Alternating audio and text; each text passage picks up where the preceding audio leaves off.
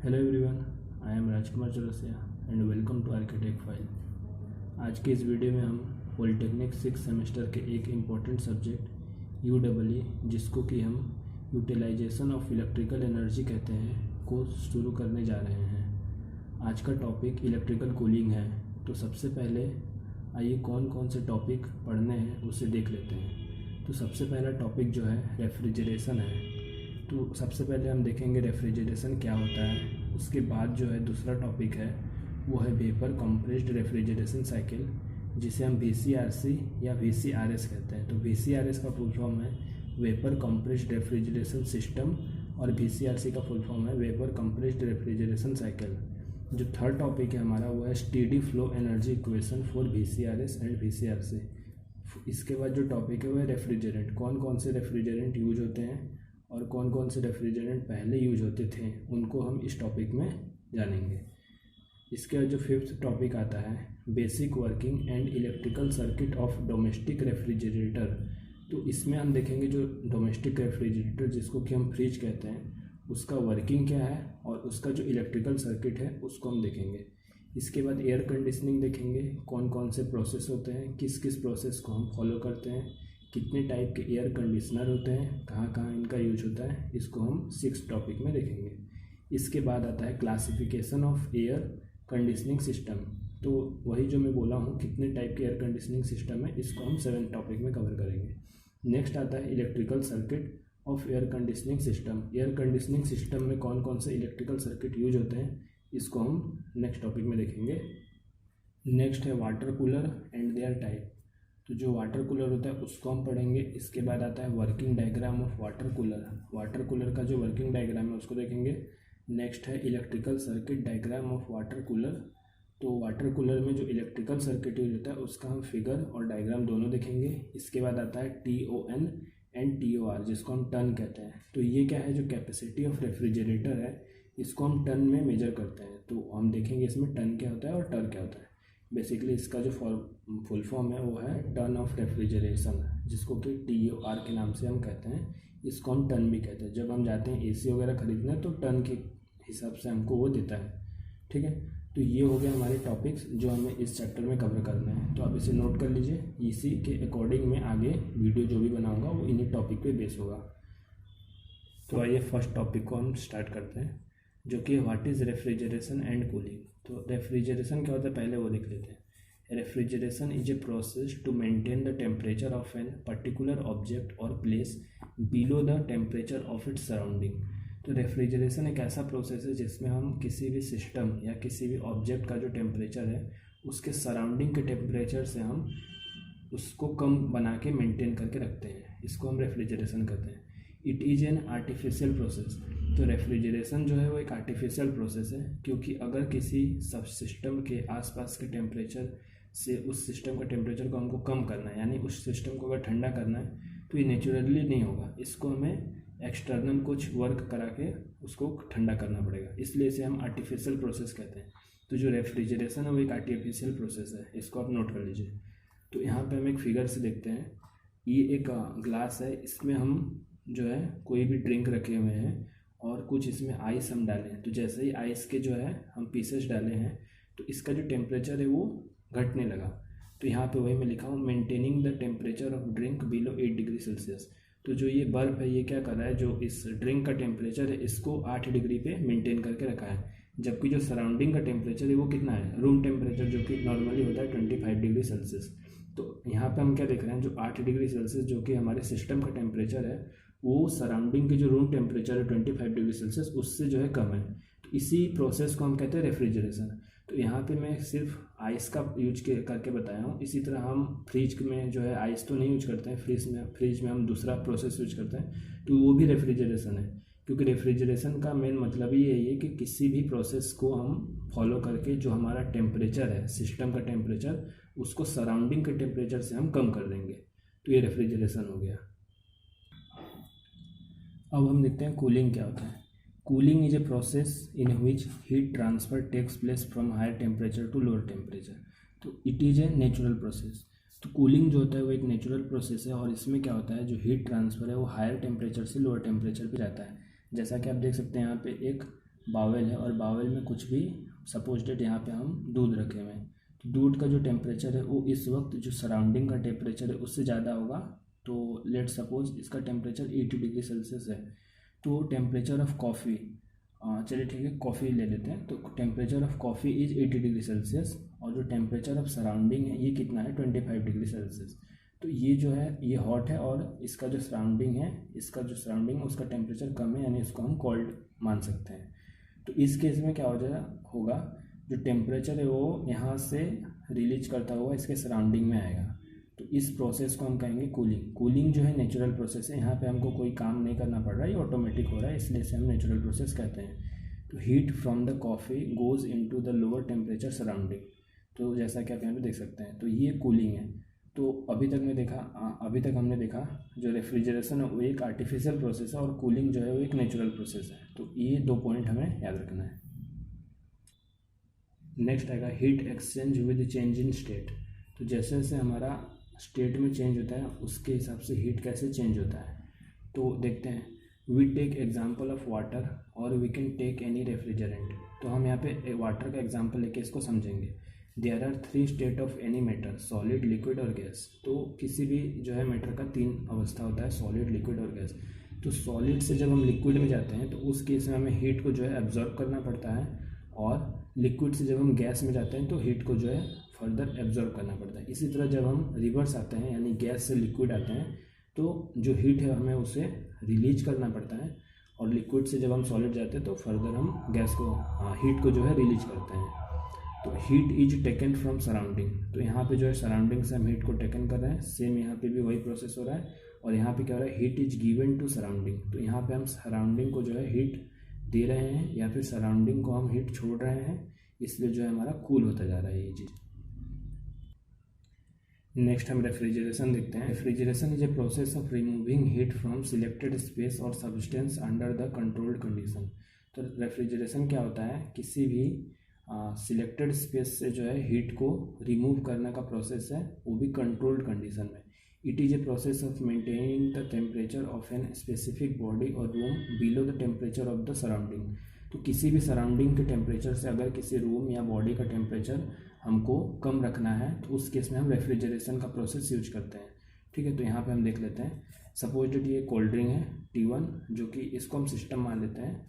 तो एग्जांपल के रूप में कोल्ड ड्रिंक है, यहाँ से हम क्या कर रहे हैं, रेफ्रिजरेशन या रेफ्रिजरेटर का यूज करके इसका जो टेम्परेचर है इसको हम सराउंडिंग में रिलीज कर रहे हैं, और यहाँ पे जो टेम्परेचर आ जा रहा है सराउंडिंग में वो आ जा रहा है Q।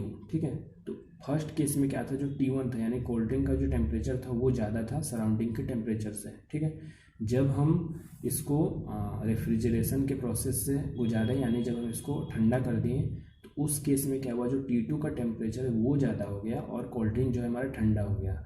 आफ्टर कूलिंग के बाद क्या हुआ, जो T1 है वो घट गया और T2 जो है वो अभी भी मेंटेन है। तो इस केस में क्या हुआ, हमारा जो कोल्ड ड्रिंक है वो ठंडा हो गया। स्पेसिफिक ऑब्जेक्ट और space which is to be cooled. तो ये जो है वही लिखा हुआ है कि T1 जो है वो स्पेसिफिक ऑब्जेक्ट या स्पेस है जिसको हमें ठंडा करना है। ठीक है, तो ये पूरा प्रोसेस समझ में है। सबसे पहले क्या हुआ, रेफ्रिजरेटर का यूज करके हम जो स्पेस है या बॉडी है वहाँ से हम Q अमाउंट की हीट को जो है रिलीज किए सराउंडिंग में। तो इनिशियल कंडीशन में क्या था, जो T1 का टेम्परेचर है वो ज़्यादा था T2 से, और आफ्टर कूलिंग क्या हुआ, T2 temperature is greater than T1। तो प्रीवियस फिगर में जो QL है उसका मतलब है जितना एनर्जी कोल्ड ड्रिंक से एब्जॉर्ब कर रहा है उसको हम QL लिखे हैं, और Q का क्या मतलब है, जितना एनर्जी सराउंडिंग में छोड़ रहा है उसको Q बोले हैं। QL is not always greater than Q। तो ज़रूरी नहीं है कि जितना एनर्जी हम कोल्ड ड्रिंक से लिए उतना पूरा का पूरा हम सराउंडिंग में छोड़ ही दें। ठीक है, कुछ ना कुछ हमारा हीट जो है वो वर्क के फॉर्म में काउंट हो जाएगा। नेक्स्ट टॉपिक देखते हैं, वेपर कंप्रेस्ड रेफ्रिजरेशन साइकिल और VCRS।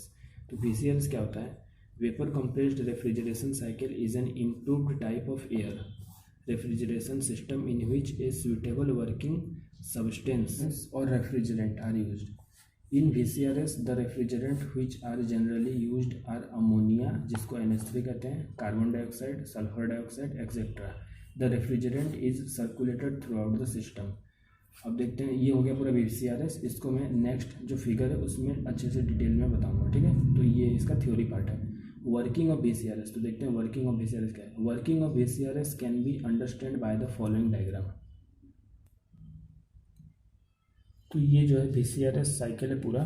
तो इसमें जो है 4 पार्ट होता है। पहला पार्ट है यहाँ पे, तो पहला पार्ट है इवोपरेटर, ठीक है।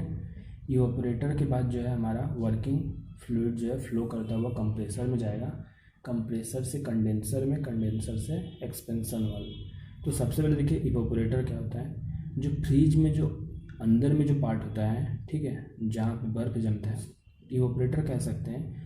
और तो जो इवोपरेटर है उसमें बहुत सारी ट्यूबें होती हैं। इवोपरेटर जो है काम क्या करता है कि जो भी हम सब्सटेंस को हमें ठंडा करना है उसको हम इवोपरेटर वाले सेक्शन में रखते हैं, और ये जो है हीट को यहाँ से एब्जॉर्ब करता है और फर्दर जो कंडेंसर के थ्रू हीट को सराउंडिंग में रिलीज करता है। तो ये होता कैसे देखते हैं। तो सबसे पहले सपोज डेट यहाँ पे हम कुछ सब्सटेंस लाएं या कोई भी एक बोतल लाएं, उसमें कुछ अमाउंट का जो है कोई भी लिक्विड भरा हुआ है, उससे जो है इवापोरेटर हीट को एब्जॉर्ब किया QL अमाउंट का, ठीक है। तो इसके बाद क्या हुआ, इवापोरेटर में जो ट्यूब है उसमें रेफ्रिजरेंट फ्लो कर रहा है। रेफ्रिजरेंट फ्लो करता हुआ इस ट्यूब के थ्रू कंप्रेसर में जाएगा। इस फ्लो के टाइम इसका जो स्टेट है वो वेपर में कन्वर्ट हो जाएगा। क्यों, देखिए सबसे पहले यहाँ पे जो है रेफ्रिजरेंट आया, वो कूल था, कूल होने के कारण उसका जो है स्टेट लिक्विड था। अब वो हीट को जैसे ही एब्जॉर्ब किया तो वो वेपर में कन्वर्ट हो गया। वेपर में कन्वर्ट हुआ और जो उसका टेम्परेचर है वो हाई टेम्परेचर रहता है, ठीक है। ये मैं बताता हूँ हाई टेम्परेचर कैसे रहता है। तो हाई टेम्परेचर रहता है और लो प्रेशर रहता है। यहाँ पे जो है इसका भी प्रेशर लो है। तो इवापोरेटर से जो है रेफ्रिजरेंट टेम्परेचर को कैरी किया और कैरी करने के बाद कंप्रेसर में गया। कंप्रेसर में जाने के बाद इसका जो है प्रेशर बढ़ा और यहाँ से जो है उसका स्टेट अभी भी वेपर है, टेम्परेचर अभी भी हाई है। कंप्रेसर से जो है रेफ्रिजरेंट देन फर्दर कंडेंसर में गया। कंडेंसर में क्या हुआ, जो कंडेंसर होता है वो जनरली सराउंडिंग में होता है, मतलब कि जहाँ से जो हीट है वो आराम से जो है इन्वायरमेंट में रिलीज हो सके। जैसे फ्रिज में जो है कंडेंसर वाला पार्ट होता है वो फ्रिज के पीछे वो होता है। अगर हम बात करें एसी का, तो एसी में जो है हम छत पे जो पार्ट होता है उसको हम कंडेंसर कहते हैं। तो कंडेंसर में क्या होता है, जो कंडेंसर में वो रेफ्रिजरेंट जो है गर्म रेफ्रिजरेंट आता है और वो अपना जो हीट है वो सराउंडिंग में रिलीज कर देता है, ठीक है। तो इसके बाद क्या होगा, वो रेफ्रिजरेंट फर्दर फ्लो करता हुआ एक्सपेंशन वाल्व में आएगा। एक्सपेंशन वाल्व क्या करता है, जो अभी रेफ्रिजरेंट आ रहा था उसका प्रेशर हाई था, ठीक है, कंप्रेसर से जाने के बाद प्रेशर हाई हो गया था, तो उस प्रेशर को हम रिलीज करने के लिए एक्सपेंशन वाल्व का यूज करते हैं। जैसा कि आप फिगर में देख सकते होंगे। तो एक्सपेंशन वाल्व कुछ होता नहीं है, जो यहाँ से ट्यूब आ रहा होता है वो मोटा होता है थोड़ा सा, और इसके बाद का जो ट्यूब होता है वो पतला होता है। तो यहाँ पे जो प्रेशर वो हाई होता है, अगर हम इससे हाई प्रेशर को बिना कम किए अगर हम इस वाले लाइन में डाल देंगे, ठीक है, कंडेंसर के इवापोरेटर के पास भेज देंगे, तो हो सकता है कि ये वाला जो पाइप है वो फट जाए। तो इसके लिए उसके प्रेशर को डिक्रीज करने के लिए हम एक्सपेंशन वाल्व का यूज करते हैं। तो एक्सपेंशन वाल्व से होता हुआ रेफ्रिजरेंट हमारा ठंडा होके फिर इवापोरेटर में आएगा।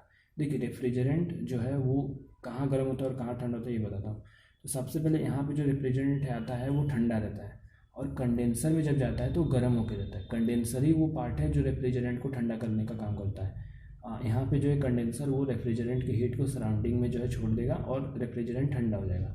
यहाँ पे जो क्या होता है, इन दोनों केस में टेम्परेचर में कोई चेंज नहीं होता है, सिर्फ और सिर्फ प्रेशर में चेंज होता है। यहाँ पे जो प्रेशर है वो डिक्रीज कर जाएगा। देखिए जैसे लो प्रेशर है तो यहाँ पे प्रेशर हमारा डिक्रीज करता है, यहाँ पे भी देखिए प्रेशर ही डिक्रीज है। प्रेशर को मेंटेन करने का काम जो है ये एक्सपेंशन वाल्व और कंप्रेसर करते हैं, जबकि जो टेम्परेचर को मेंटेन करने का काम है वो कंडेंसर और इवापोरेटर का है, ठीक है।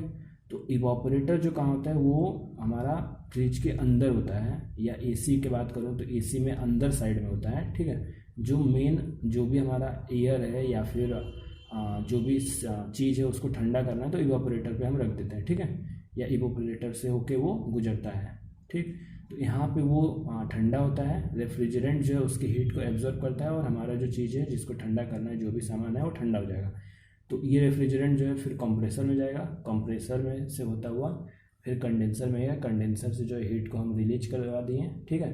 फिर वो रेफ्रिजरेंट जो है फ्लो करके एक्सपेंशन वाल्व में, एक्सपेंशन वाल्व में आने पे उसका प्रेशर डिक्रीज हुआ, फिर इसी तरह ये जो है रेफ्रिजरेंट फ्लो करता रहता है। इसी को हम कहते हैं VCRS साइकिल, ठीक है। तो यहाँ अलग अलग जो लाइन है इसमें नाम दिया हुआ है, जो कि इसको हम कहते हैं सक्शन लाइन। जो सक्शन लाइन होता है इवापोरेटर से कंप्रेसर तक का लाइन को हम सक्शन लाइन कहते हैं। कंप्रेसर से कंडेंसर के लाइन को हम हॉट गैस लाइन कहते हैं, क्योंकि इस पार्ट में जो है रेफ्रिजरेंट का टेम्परेचर ज़्यादा रहता है। यहाँ पे जो होता है वो हॉट लिक्विड लाइन होता है, ठीक है। क्योंकि देखिए इस पार्ट से जो भी हमारा यहाँ से लेके यहाँ तक का जो पार्ट है रेफ्रिजरेंट, उसका स्टेट जो वेपर रहता है, ठीक। और जैसे ही टेम्परेचर रिलीज होता है उसका स्टेट चेंज हो जाता है लिक्विड में। तो इस पार्ट में जो है लिक्विड में रहेगा और इस पार्ट में जो है वो वेपर में रहेगा, ठीक है। तो यहाँ पे हम इसको कहेंगे हॉट लिक्विड लाइन और यहाँ पे हम कहते हैं हॉट गैस लाइन। इसको हम कहते हैं सक्शन लाइन और इसका कोई स्पेसिफिक नाम नहीं है। तो आई होप कि ये जो है VCRS साइकिल आपको कम्प्लीटली समझ में आ गया होगा।